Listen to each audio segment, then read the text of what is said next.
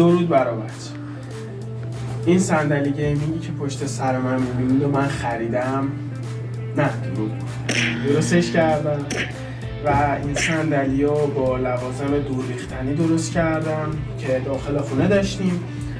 البته اضافات پله‌ای که درست کردیم مونده بود، برای همین به فکرم رسید این صندلی گیمینگ درست کنم. به جای اینکه پول بدم صندلی بخرم خودم درستش کردم و اگه این صندلی قشنگه حتما تا آخر ویدیو همراه من باشید تا این صندلی رو با هم درستش کنیم.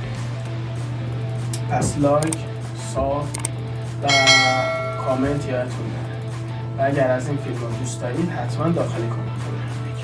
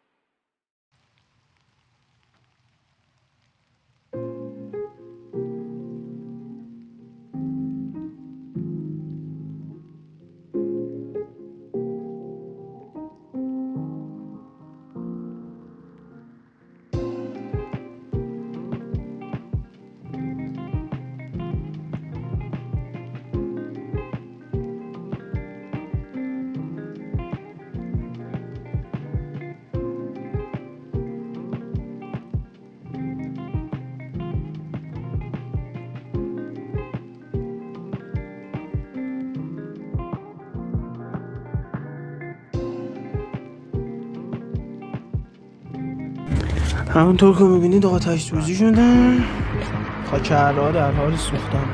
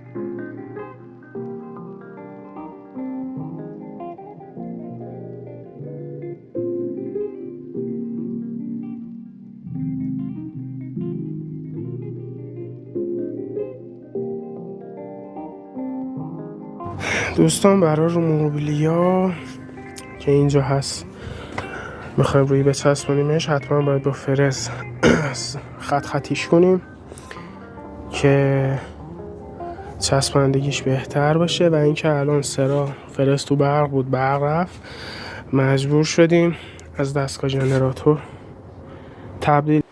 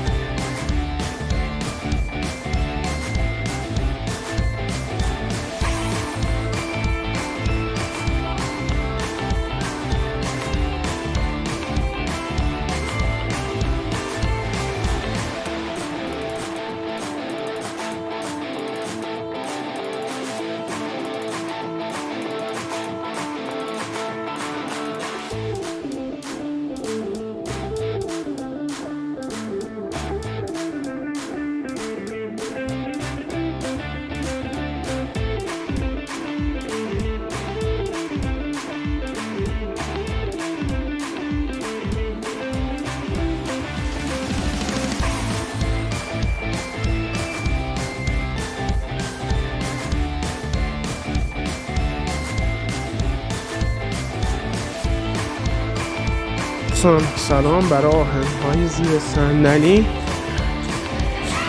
این آهن لوله رو انتخاب کردم با اون دوتا و یه چند تا قوطی هم قراره درست کنیم برای حالا یا زیریا رو یا کمریا هم همه رو اصلا استفاده کنیم. حالا بریم برشش رو بزنیم و دوتا برای زیر صندلی و اینا میشه برای ستاره هاش. خب دوستان لوله شد. این پایه 5 پره، اینم حالا برای جای دیگه، اون که اونجاست برای وسط اینجا برای زیری صندلی قرار میگیره. دوستان سلام. خب اینجا ما اینا رو جوش دادیم و این پایه رو گذاشتیم برای اینکه کف صندلی قرار بگیره. یه سپری گذاشتیم برای محکم شدن وسط این لوله رو سوراخ کردیم، بریدیم، یعنی خط زدیم، گذاشتیم، تراز گرفتیم سربالا و پایین، به خاطری که داخل صندلی یکم سربالاست، صندلی یکم شیب رو به عقب میدیمش و بریم برای جوشکاری دور این و دسته های بغلش دوباره فیلم میگیرم. به خاطری که پایه های لوله‌ای که گذاشته بودیم ضعیف بود و هر دفعه که جوش میدادیم جوش رو قبول نمی‌کرد، جوش هوا می‌خواست و من نداشتم، برای همین از همین سپریا استفاده کردیم. اینجا کفی صندلیه که صندلی روش قرار میگیره، الان وارونه است پایه و این پایه هم 4 ور میشه نه 5 پر. خب بریم جوشکاریش رو انجام بدیم. از مدل جوشکاریش هم فیلم میگیرم. من انجام شد. بریم برای جوشکاری.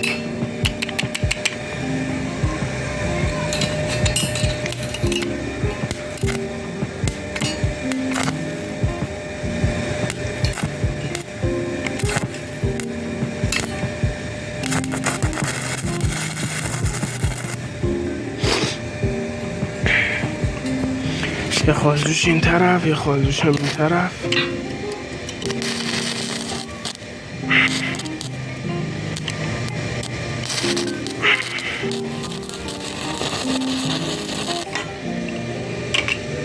خب بریم اون طرفش کنیم و هم کامل جوش بدیم. بیا یه مدل جوشکاری داریم داخلی سوراخ.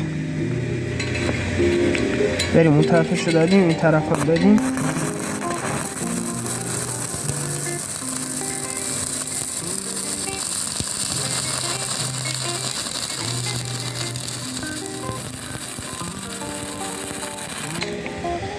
انجام شد.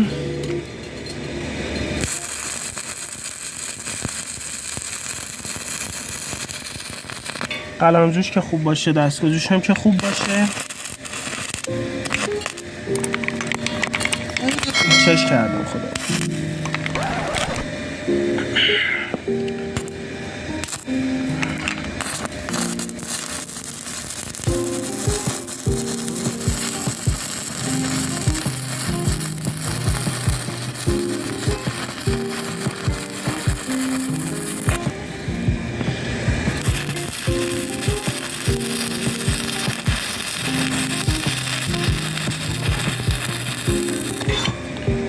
اونم بستش.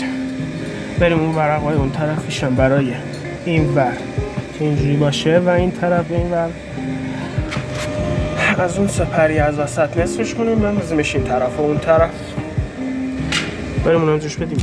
جالب بریم متر حال نداشتم برم بیارم، گفتم اینو چجوری وسطش رو معلوم کنم بخوام برشش بدم با فرز. گذاشتنشون موزاییک کف زمین، وسطش اینجا اول این طرف، وسطش رو خیلی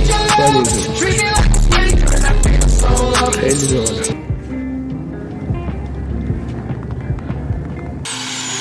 خب دوستان برش انجام شد.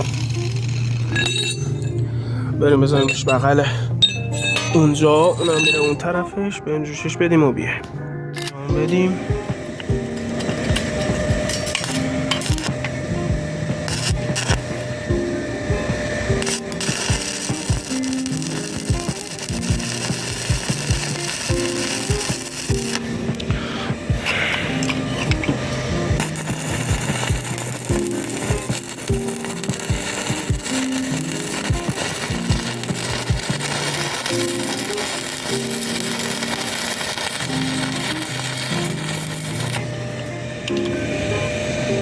طرف هم جوش بدیم.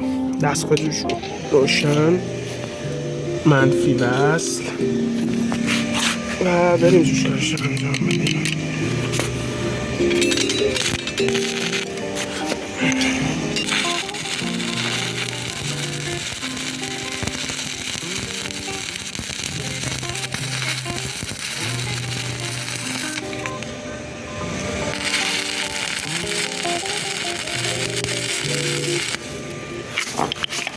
درسته، شاید بعضی از دوستان بپرسن برای یه صندلی اینقدر جوشکاری لازمه، ولی چون من یکم با صندلی خوش میگیرم برای هم باید محکم باشه.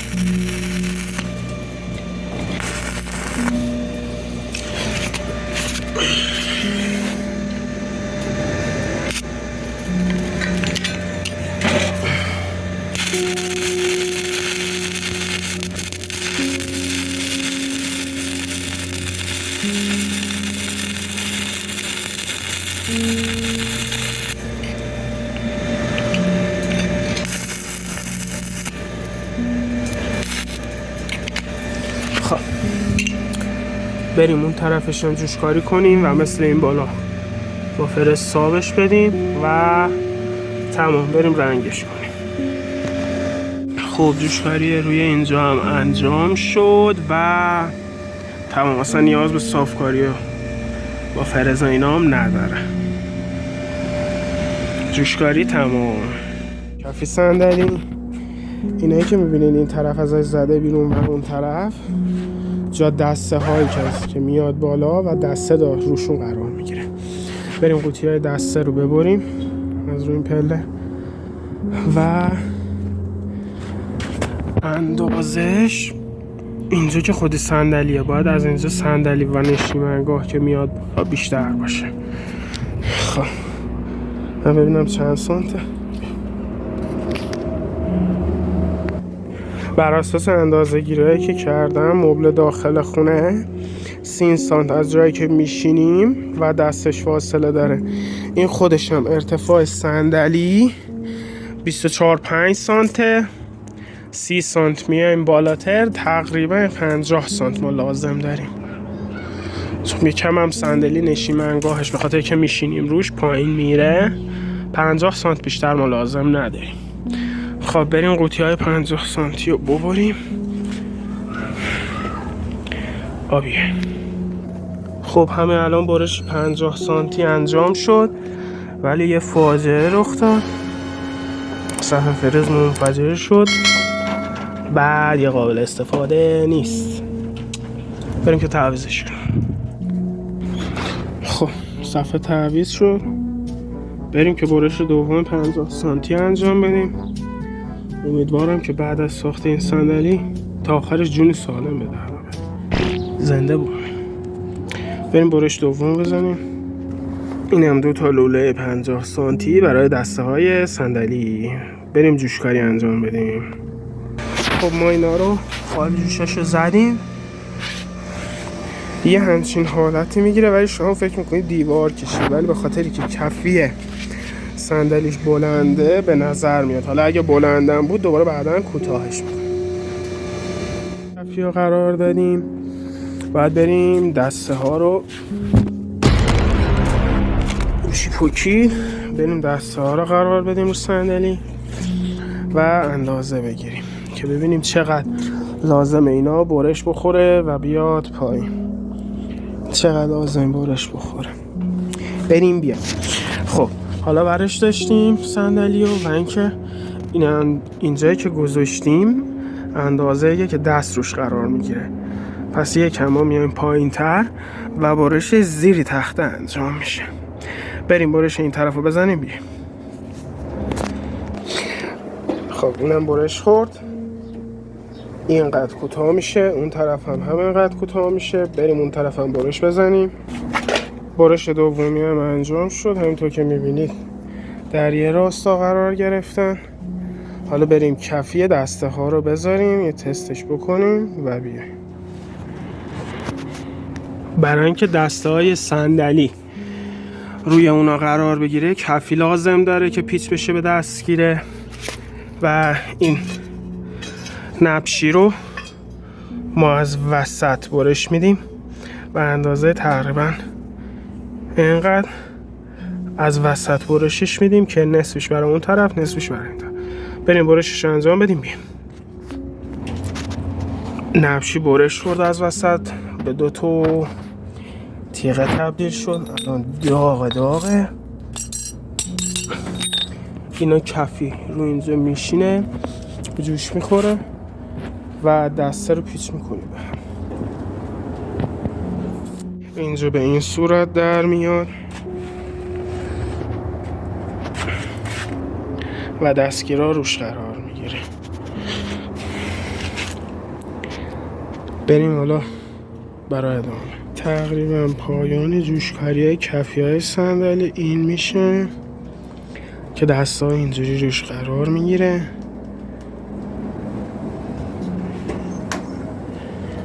اینجوری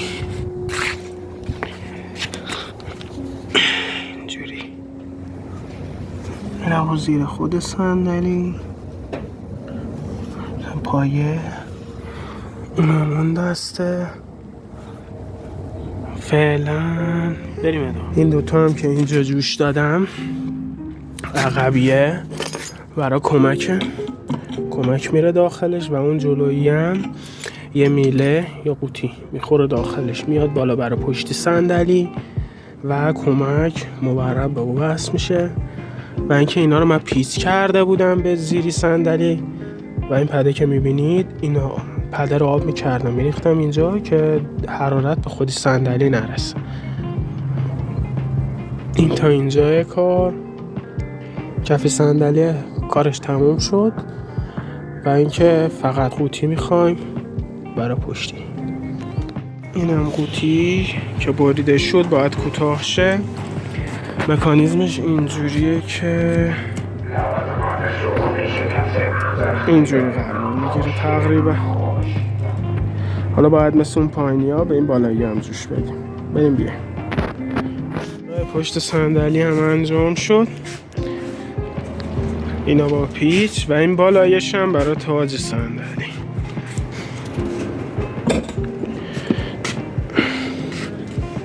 فنریتش هم خوبه. 1.90 درصد صندلی گیمینگ زایه. خب بریم ادامه کارم. خب برابر کار این صندلی هم تموم شد. بعد از 1 هفته تلاش بالاخره به این حالت رسید. صندلی نرم ولی یکم جلوش بلند میشه. باید پشتش افزایش بدم که دستهاش یه خودتون ببینید. ساخت صندلی گیمینگ. پس اگه درست کردن صندلی رو دوست داشتید لایک کنید، سابسکرایب یادتون نره، زنگوله رو روشن کنید ویدیوهای بعدی رو بذارم و اگه از ویدیوهای ساخت و ساز اینجوری دوست داشتید حتما داخل کامنت ها بگید که دوباره براتون کار انجام بدم.